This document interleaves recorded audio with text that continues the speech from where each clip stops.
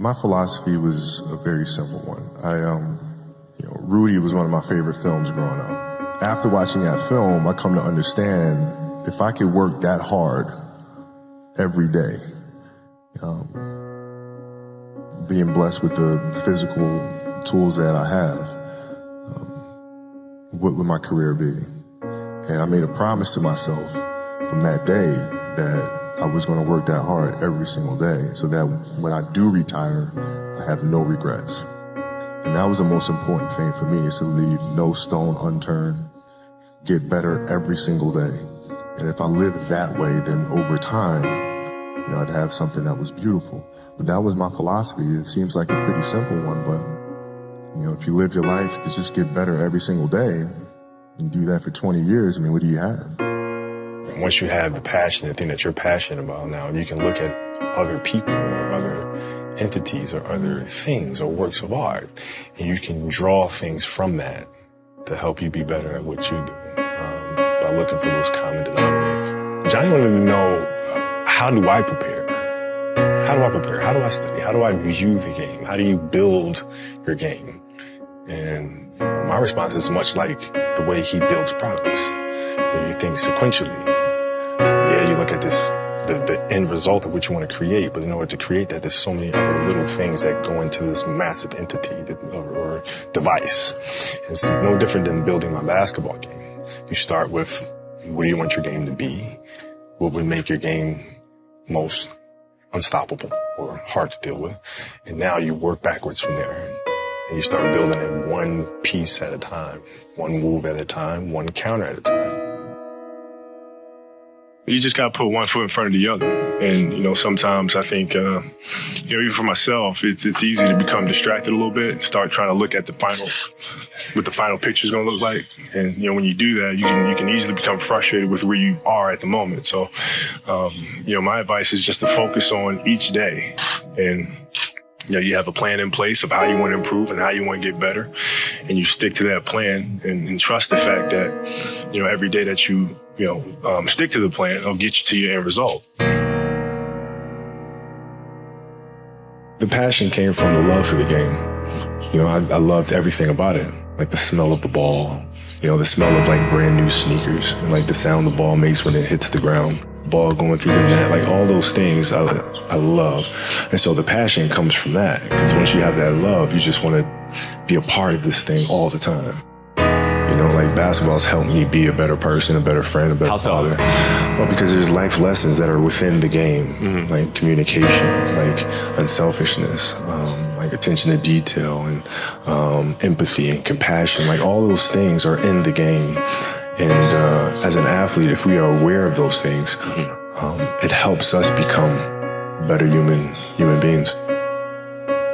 Where'd you get your killer instinct from? Well, yeah, I think a lot of it had to do with isolation. Growing up over there and being the only African-American kid. Not being able to speak the language, I gravitated towards the game.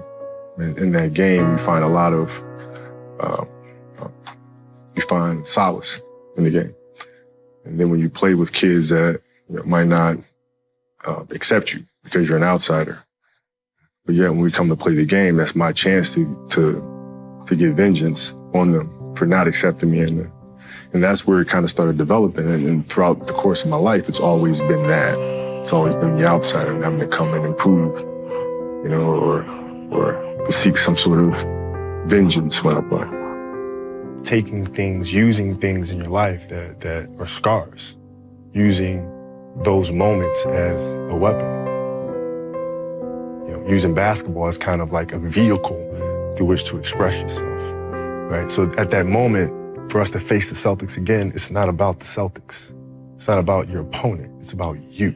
It's about you taking your inner struggles and channeling that through the game, right? As a way to unleash, right? So now it became a matter of, how do I express that to them? How do I get them to that point where they figure this out for themselves? Because I can't say, hey, listen, I need you to play harder. So what'd you do?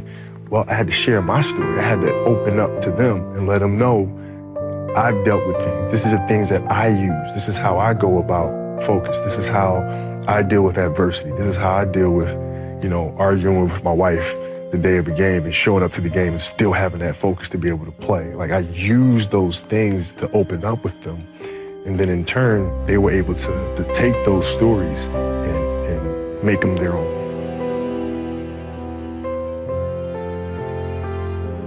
What I try to do is just try to be still and understand that things come and go, emotions come and go. The important thing is to accept them all, to embrace them all, and then you can choose to do with them what you want versus being controlled by emotion. You know, a lot of times I've seen players, even myself, you know, when I was younger, being consumed by a particular fear, and to the point where you're saying, okay, nah, it's not good to feel fear. I shouldn't be nervous in the situation right now. And it does nothing but grow. Versus stepping back and saying, yeah, I am nervous about the situation. Yeah, I am fearful about the situation. What am I afraid of? And then you kind of unpack it. And then it gives you the ability to look at it for really what it is, which is nothing more than your imagination running its course, you know?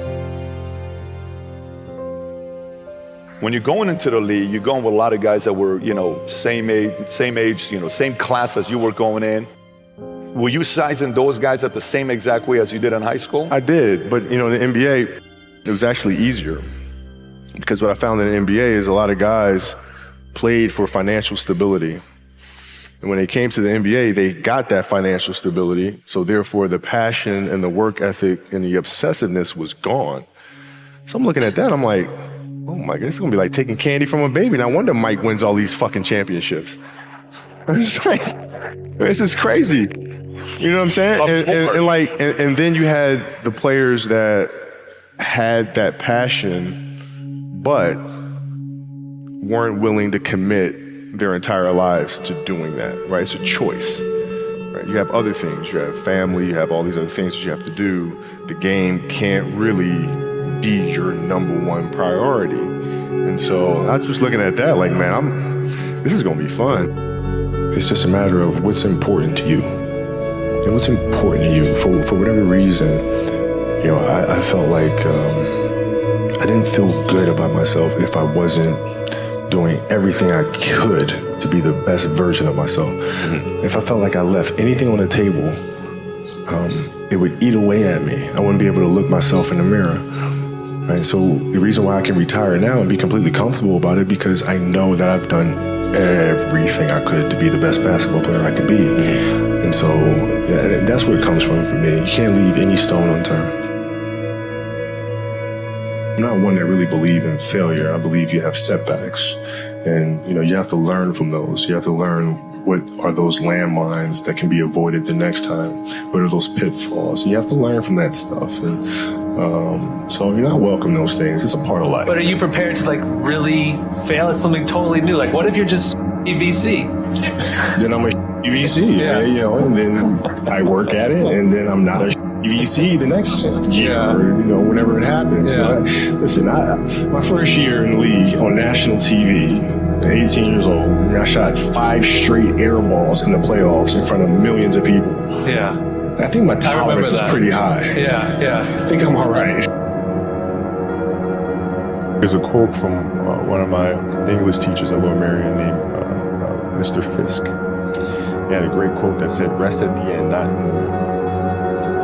And that's something I always live by. I'm not going to rest, I'm going to keep on pushing now. There are a lot of answers that I don't have, even questions that I don't have. But I'm just going to keep going. I'm just going to keep going, and I'll figure these things out as we go, right? And you just continue to build that way. So I try to live by that all the time.